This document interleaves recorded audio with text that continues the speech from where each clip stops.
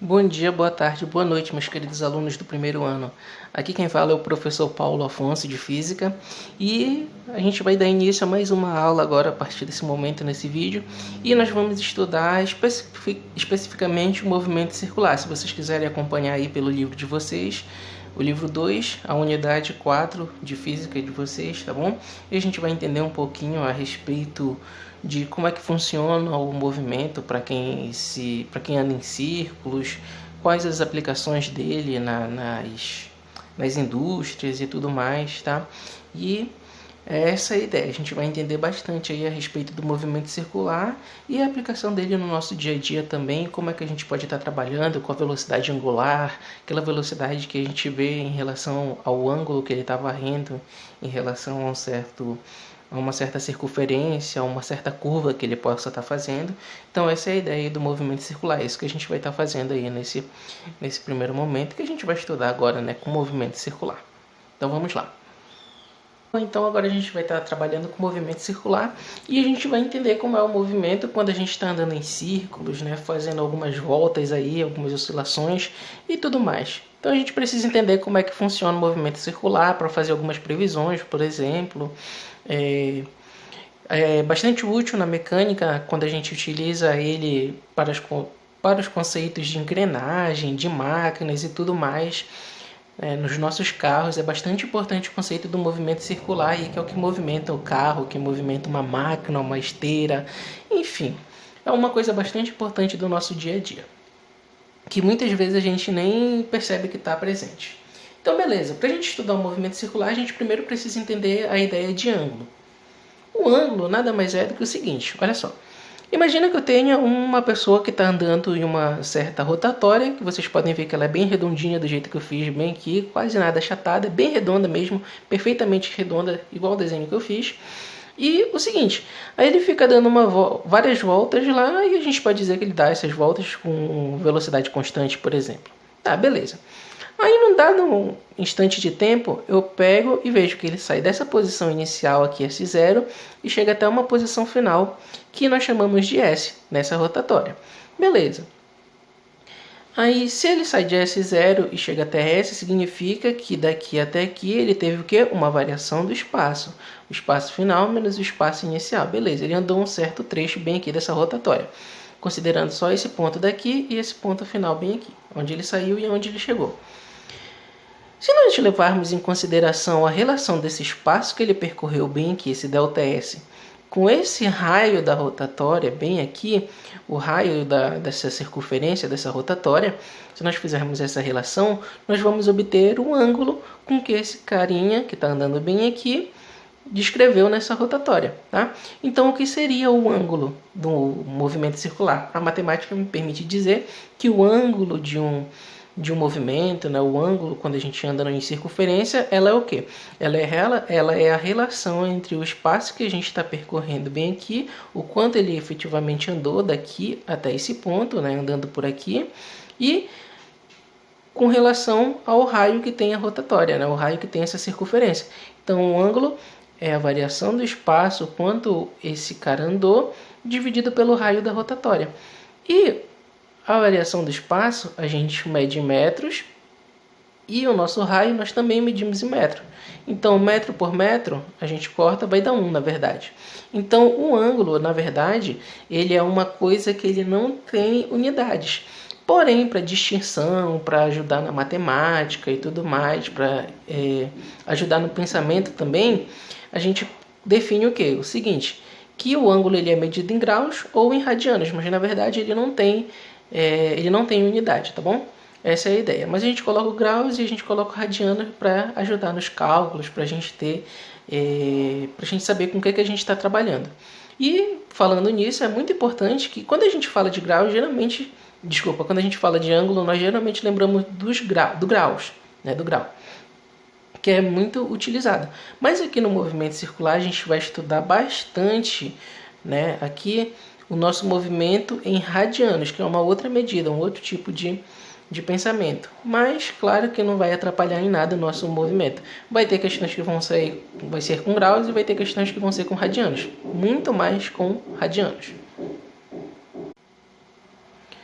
Bom, então pensando um pouco aí no movimento circular, se a gente está no movimento circular, a gente não tem muito o que fazer. A gente vai ficar aqui nesse círculo e vai ficar girando infinitamente, né, para um lado ou para o outro, e vai ficar girando, girando, girando, girando, girando, girando para um lado, girando, girando, girando para o outro, no passinho do volante. Enfim, olha só, toda vez que a gente vai aqui um círculo, tu estiver andando, tu não tem muito o que fazer, tu vai ficar só girando para um lado ou girando para o outro. Então a gente vai trabalhar nessa parte aqui do nosso estudo bastante com movimentos que se repetem. Por quê? Olha só, o cara que está nessa posição, dá uma volta, chega bem aqui, chega na mesma posição. Aí dá mais uma volta, chega de novo na mesma posição. Se ele der mais uma volta, chega na mesma posição. Então, dois conceitos que a gente tem que trabalhar que é bastante importante nessa parte da mecânica é o período e a frequência. E o que seria o período? Então imagina aqui que eu tenho uma pessoa que ele fica rodando aqui em círculos, né? E essa velocidade dessa pessoa é constante, bora dizer que permanece constante. Então ele vai ficar dando voltas sempre no mesmo tempo, tá?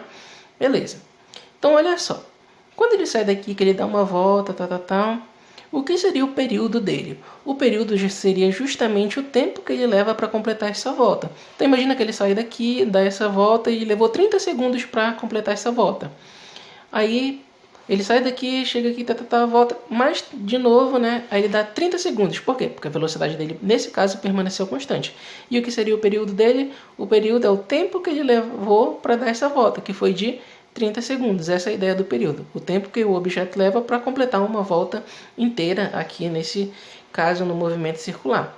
E também tem a frequência. E o que seria a frequência? A frequência, ela diz o seguinte, que como são movimentos que se repetem, se ele ficasse girando infinitamente aqui, com uma velocidade constante, nesse caso a gente ia ver que a frequência de voltas que ele dá dependeria do número de voltas que ele está dando bem aqui, pelo tempo que a gente iria marcar. Então, o que é a frequência? É o número de voltas que esse objeto dá bem aqui em um certo intervalo de tempo. Essa é a ideia. Se nós pararmos para pensar entre período e frequência, eles têm uma certa relação, porque olha só, o período é o tempo que ele leva para completar uma volta inteira, mas a frequência são os números de voltas que ele ficou dando bem aqui em um certo intervalo de tempo. Então, existe uma certa relação entre o período e a frequência, que é descrito do seguinte. O período, nós consideramos que ele é o inverso da frequência. Então, o período, se tu tiver a frequência, tu pode descobrir o período de um objeto que se move aqui no movimento circular. Tá? Como é que eu acho o período desse objeto, desde que eu tenha a frequência? O período ele é determinado pelo quê? Por 1 sobre a frequência. Assim como a frequência também pode ser o inverso do período. Então, a frequência é 1 sobre o período. Essa é a ideia. Por fim, nas unidades, a frequência ela é medida em 1 sobre segundos. E isso aqui, 1 sobre segundos, para a gente não ter que escrever tudo isso, a gente chamou essa unidade bem aqui de hertz, tá bom? Então, imagina lá que eu tenho, por exemplo, um CD que ele dá uma volta completa. Para ele dar essa volta completa, ele leva 1 segundo. Ele fica girando lá um CD que a gente coloca para escutar música, para assistir um filme, de repente um DVD, né? Então, ele fica girando lá. Imagina que ele leva 1 segundo para dar uma volta completa. Então, qual seria a frequência desse cara? Seria de 1 Hz. Se eu tivesse um CD que ele dá 5 voltas em apenas 1 segundo, qual seria a frequência dele? Seria de 5 Hz, tá bom? Essa é a ideia aí no pensamento. Essa é a ideia do pensamento. E a gente também define a frequência como rotações por minutos. Isso daqui é bastante utilizado na mecânica, como eu falei para vocês, né? No carro de vocês, se vocês olharem lá, tem as rotações que o motor faz, né? Por minuto e tudo mais, que tá lá no velocímetro de vocês. Se vocês olharem com calma, vocês vão ver lá. E qual a relação, né, entre hertz e rotações por minutos? Então imagina só, se eu tivesse de novo mais um caso do CD, que ele desse uma volta a cada segundo. Em 1 minuto, quantas voltas ele daria? Em 1 minuto, se ele dá uma volta por segundo, 1 minuto tem 60 segundos, ele daria 60 voltas. Então, olha só, 1 Hz, no caso, né? Esse caso aqui, 1 Hz, que é 1 sobre segundo, é igual a 60 rotações por minuto. Já que, se eu tivesse um CD, né, no caso, que ele dá uma volta a cada segundo, quando a gente fosse fazer a relação, né, a gente vai ver então que Hertz, 1 Hz é equivalente ao quê? 60 rotações por minuto. Essa daí que é a ideia. A gente vai aplicar isso daqui em alguns exercícios, vai ficar bastante tranquilo da gente entender melhor o conceito e fazer outros exercícios a partir disso. Beleza, então já que a gente já entendeu esses conceitos iniciais aí, agora a gente vai para a parte um pouquinho mais complexa, mas nada muito de dar trabalho pra gente. Então, se eu estou me movimentando aqui em um certo círculo, eu sei que a relação entre o tanto que eu me desloquei bem aqui com o raio desse círculo é o que a gente chama de ângulo. Então, se eu ficar andando nesse círculo bem aqui, significa que eu estou varrendo um certo ângulo ao longo desse círculo. Então, qual vai ser a minha velocidade média se eu pegar, por exemplo, uma situação igual a essa? Um primeiro ângulo bem aqui, eu posso me movimentar daqui até esse certo ponto 1 e depois eu me movimento desse certo ponto 1 até o ponto 2 bem aqui. Então eu faço um primeiro ângulo, θ1, e depois eu faço um outro ângulo, θ2. Qual é a minha velocidade no geral, quando eu saio daqui até aqui? Qual foi a velocidade média que eu tive fazendo esse movimento bem aqui? Semelhante ao que a gente viu que a gente estava vendo até então, nós definimos a nossa velocidade média como? A velocidade média ela nada mais era do que a variação do espaço pela variação do tempo. Aqui também vai ser a mesma coisa, só que ao invés de nós colocarmos velocidade média como Vm, nós vamos colocar o quê? Ômega m. E o que é esse ômega bem aqui? É a nossa velocidade angular. É aquela velocidade que depende do ângulo que a gente está varrendo bem aqui. Então vai ter questões, situações que eles vão te dar dois ângulos bem aqui e o tempo que ele leva, né, saindo de um ponto até o outro, e ele vai te perguntar a velocidade média angular desse movimento. Então eu posso determinar a velocidade média angular como que a variação do ângulo pelo tempo, sendo que eu tenho o ângulo final e o ângulo inicial. Então a minha velocidade média angular nada mais é do que o quê? A variação do ângulo, então é o ângulo final, o ângulo 2, menos o ângulo inicial, o ângulo 1. Isso tudo dividido pela variação do tempo. O tempo final e o tempo inicial. Nada diferente do que a gente viu. Só que nós não estamos trabalhando aqui com metros. Nós estamos trabalhando com o ângulo, tá bom? A ideia é a mesma. A unidade, no caso da velocidade média angular, ela pode ser medida tanto em graus por segundo, ou seja, 10 graus por segundo, bem aqui, 10 graus por segundo, essa é a ideia, né? Ou também pode ser medida em radianos por segundo, 2π por segundo, né? 3π por segundo, π por segundo, enfim, a gente vai tá vendo aí com facilidade e a gente vai aplicar daqui a pouquinho para vocês entenderem um pouquinho mais. Aceleração média angular. Poxa, se tem uma velocidade, significa que tem aceleração também. Eu posso fazer essa volta ganhando velocidade, eu posso fazer essa volta diminuindo a minha velocidade. Então eu posso ter uma aceleração nesse meu movimento. Se eu tenho uma aceleração média, como é que eu acho ela? A aceleração média, a gente determina ela pela letra gama do nosso alfabeto grego também. E como é que eu determino ela? Bom, se tem aceleração, significa que a velocidade ou está aumentando ou a velocidade está diminuindo. E como nós estamos trabalhando com um ângulo, significa que a velocidade que nós temos que analisar é a nossa velocidade angular. Então, a nossa aceleração nada mais é do que a variação da velocidade angular pela variação do tempo. Então, a nossa fórmula fica da seguinte maneira. A nossa aceleração média angular depende o quê? A velocidade angular final, que a gente pode dizer de 2, menos a velocidade angular inicial, isso tudo pelo tempo que ela levou aí para ter essa certa variação na velocidade. Então nada diferente do que a gente já estava vendo e é bastante simples da gente trabalhar, só tentar, claro, para a gente não confundir aqui as unidades. Aqui na velocidade média normal a gente trabalha com metros por segundo e aqui a gente trabalha também com graus. Na aceleração também é a mesma coisa. Aqui a gente vai estar trabalhando com a velocidade angular e não com a velocidade normal.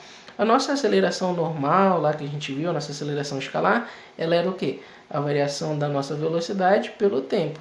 Só que aqui a gente mede metros por segundo e aqui a gente vai estar medindo ou em graus por segundo ou em radianos por segundo. Essa daí é a ideia. Bom, então pensando agora no movimento circular uniforme, Lembrando lá da cinemática, do início do que a gente estava vendo, o que era o movimento uniforme? Era aquele que o objeto faz e a velocidade dele permaneceria constante, né? A velocidade dele não iria mudar. E com isso surgem algumas características, como uma aceleração que ela é nula, ela não existe, né? Então o corpo não aumenta nem diminui a velocidade, ela permanece sempre a mesma. Ele vai percorrer espaços iguais, em intervalos de tempos iguais e tudo mais. Então, semelhante ao que a gente viu lá, a gente vai ter também o nosso movimento uniforme. E no nosso movimento uniforme, nós vamos ver que a velocidade escalar, ou seja, com que ele fica dando essas voltas bem aqui, vai ser constante. Significa que se ele der uma volta bem aqui em 30 segundos e ele permanecer nesse movimento circular, com essa velocidade constante, significa que a próxima volta que ele der também vai levar 30 segundos. Se ele leva 1 hora para dar essa volta, se ele fosse dar mais uma volta com essa mesma velocidade constante, ele ia levar sempre 1 hora. Essa é a ideia aqui do nosso movimento circular e uniforme, onde a velocidade com que ele está se movimentando aqui ao longo dessa circunferência permanece constante. Beleza. Onde nós vimos isso?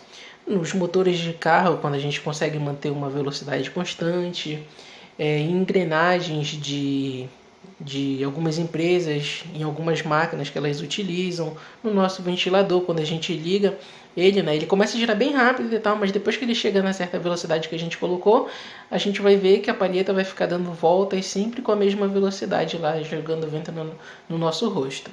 Então, pensando nisso, a gente vai ver que a velocidade angular, a velocidade com que ele vai ficar dando as voltas dele bem aqui, que vai depender do ângulo que a gente viu, ela era o que nós acabamos de definir?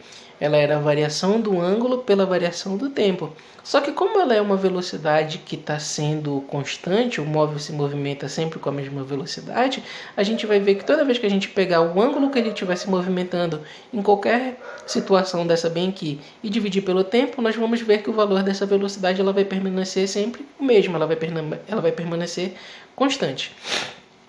Então, pensando nisso daqui, pensando numa volta completa que esse objeto possa estar dando bem aqui, a gente constata o seguinte, que olha só, uma volta completa, a variação de θ seria quanto? Qual é a variação do ângulo quando um objeto dá uma volta completa? Bom, eu sei que quando eu dou uma volta completa, eu completo o quê? 360 graus, né? Desse ponto, desse, qualquer que seja, eu saio daqui vou andando uma volta completa, é 360 graus. Mas ela também pode ser dita como o quê? 2π. Isso daqui seria em radianos, tá bom, gente? Radianos. Beleza. Como eu falei para vocês, a gente utiliza muito essa situação aqui do radianos no movimento circular e uniforme, tá? E para uma volta completa, qual é o tempo que ele leva para dar essa volta completa? Bom, eu sei que o período me dizia o seguinte, o período era o tempo que esse objeto levava para sair desse ponto lá de cima e voltar a ele, ou seja, o período é o tempo que ele leva para dar uma volta inteira nesse objeto. Se a gente está considerando justamente essa volta completa, então qual é o tempo dessa velocidade bem aqui? O tempo dessa velocidade é uma volta completa, é o próprio período, que é o tempo que ele leva para completar uma volta. Beleza.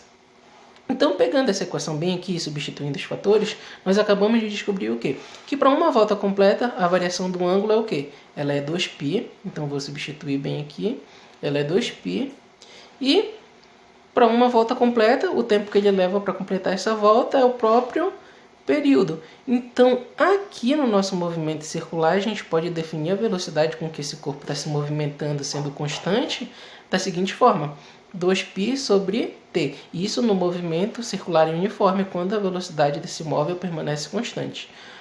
E como eu sei que a frequência é o inverso do período, então eu posso definir essa velocidade angular média, né, com que ele se movimenta bem aí constante, também da seguinte forma, 2π vezes a frequência, já que a frequência ela é o inverso do período, bem aqui. Então, são duas formas da gente definir a velocidade com que um corpo vai estar se movimentando constantemente aqui quando a gente estiver trabalhando com um movimento circular e uniforme.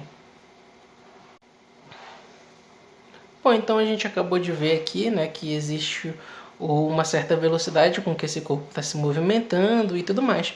Só que olha só, A velocidade com que ele se movimenta bem aqui a gente chama de velocidade angular, né? Aquela velocidade que está levando em consideração o ângulo com que ele está varrendo bem aqui. Mas ele também tem o que a gente chama de velocidade escalar. E o que seria a velocidade escalar? Seria a velocidade que a gente levaria em consideração o espaço que ele está percorrendo. Então, nessa circunferência bem aqui, se ele fosse olhar lá no carro dele, na moto dele, de acordo com o que ele vai andando aqui, ele está se movimentando alguns metros, né? Então, ele poderia, por exemplo, se movimentar 2 metros nessa circunferência, assim como se essa circunferência fosse de, por exemplo, sei lá, 2 quilômetros. Ele estaria se movimentando 2 quilômetros ao longo do que ele dá essa volta completa. Então, ele tem uma velocidade que a gente pode estar considerando como escalar, que é o quê? Aquela que a gente leva em consideração o quanto ele andou, ou seja, os metros que ele andou bem aqui e o tempo que ele levou para completar essa volta.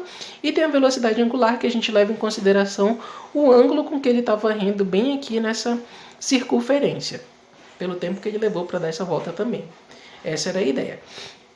Então, existe uma coisa que a gente chama de velocidade escalar, que é aquela variação do espaço pela variação do tempo, e a velocidade angular, que é a variação do ângulo pela variação do tempo que a gente acabou de ver, né, que nós vimos anteriormente.